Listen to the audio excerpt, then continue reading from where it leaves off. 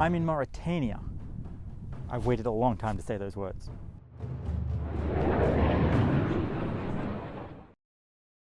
Please press subscribe to follow my adventures around the world and press the bell icon to receive a notification when a new video is released every week. As I mentioned, I'm currently in Mauritania, or to be formal, the Islamic Republic of Mauritania. Mauritania roughly translates as Land of the Moors, and Islamic Republic roughly translates as 2 weeks without beer. Precisely, I'm in the capital city of Nouakchott right now, and it's Independence Day coming up, and there's a new flag for the country and everything.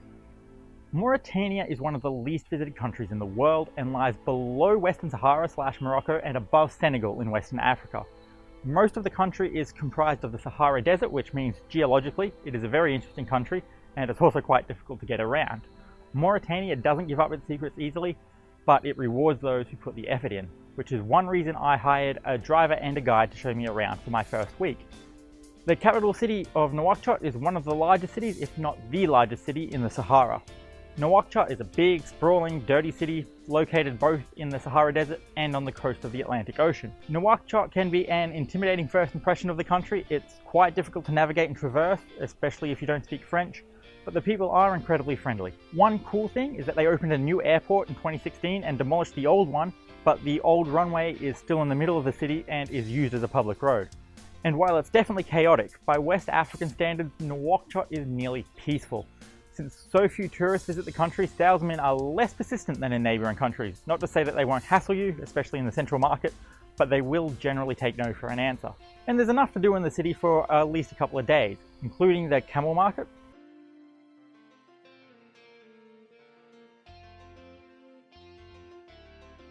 and the fish market on the beach.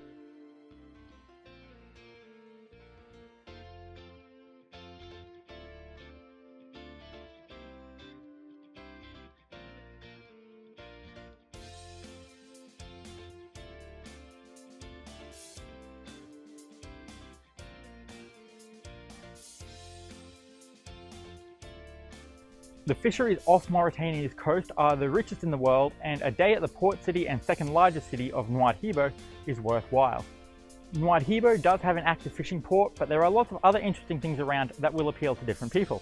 For instance, the national parks outside the city, which I did not get to visit all of, play host to large amounts of migratory birds, including flamingos, and is apparently a birdwatcher's paradise in the right season, which it's not right now. Mauritania is also home to one of the last colonies of monk seals in the world, although only 2 were around when I went to visit them.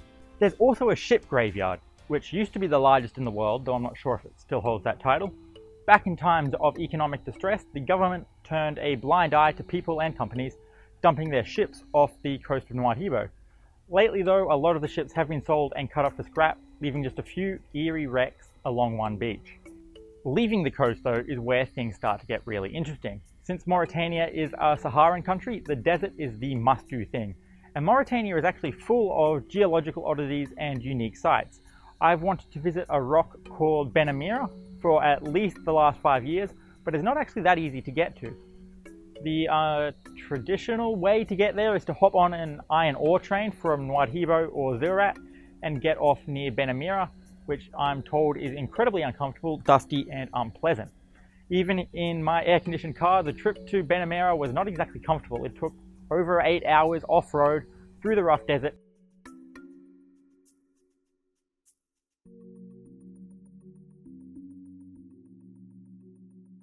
And occasionally picking up hitchhikers. But when you arrive, it's immediately worth it. Ben Amira is a monolith, one solid piece of rock. In fact, it's the second largest monolith in the world after Uluru, or Ayers Rock, in Australia, and it's just as impressive. Ben Amira is actually what sparked my curiosity with Mauritania in the first place. The fact that something so impressive could exist in near secrecy while Uluru gets deluged in tourists astounds me.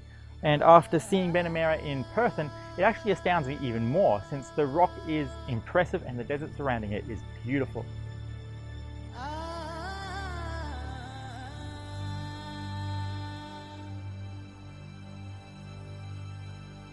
Ben Amira's little sister, Ben Aisha, is located close by and is surrounded by some rather peculiar rock art.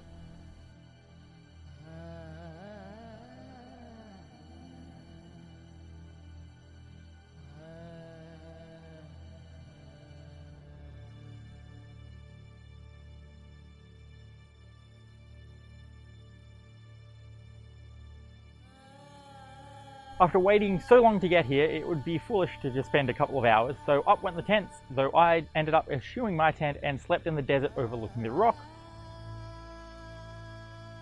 which meant I woke up with the sun in my eyes. From Benamera, it was time to head down south to the more visited areas of the country. Chinguetti is the 7th holiest city of Islam. It used to be a main meeting point and trading hub on the route to Mecca, and houses some of the most important libraries in the world, containing texts over 1,000 years old. Chinguetti as a city has been moved twice due to the encroaching desert. The original lies abandoned and buried in sand, but the second and still incredibly old city still has some inhabitants, though the third, newer city is where most people live today. Not too far from Chinguetti is a site of rock art dating back 6,000 years. The art includes depictions of a giraffe and a cow, animals which are not found anywhere near here anymore, but allude to a time when the surrounding area was savanna and not desert. After spending a lot of time in the desert, I was pretty excited to visit some oases. While the majority of oases are not technically oases but merely a large collection of trees, the Turgid Oasis is a true desert oasis where water flows all year round. It's a lovely spot to just spend a day relaxing. There's even a swimming pool. One thing I haven't talked about yet, but is so ingrained in Mauritanian culture that it would be remiss not to mention it, is the tea ceremony, which was a novel experience the first time I took part, but soon started to wear me down after about the 100th time.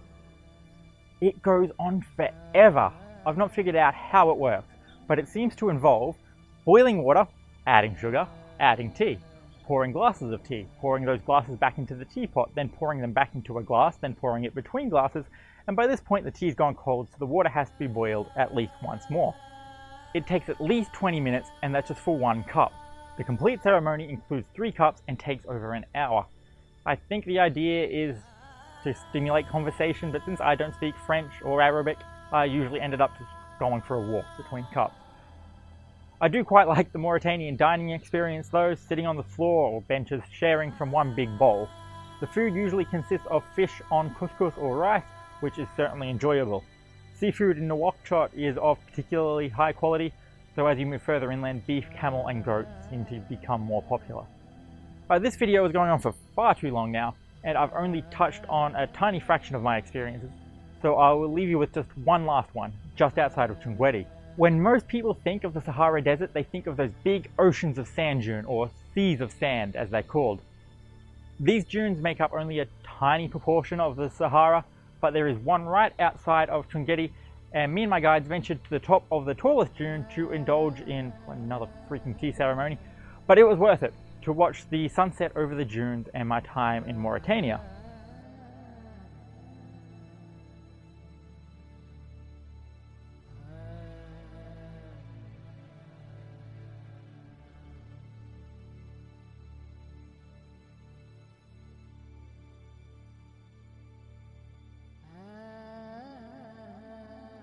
Except that's not actually true. I've still got another week here. I won't be filming most of it, but next week's video will also be about Mauritania, in particular the security and safety situation here.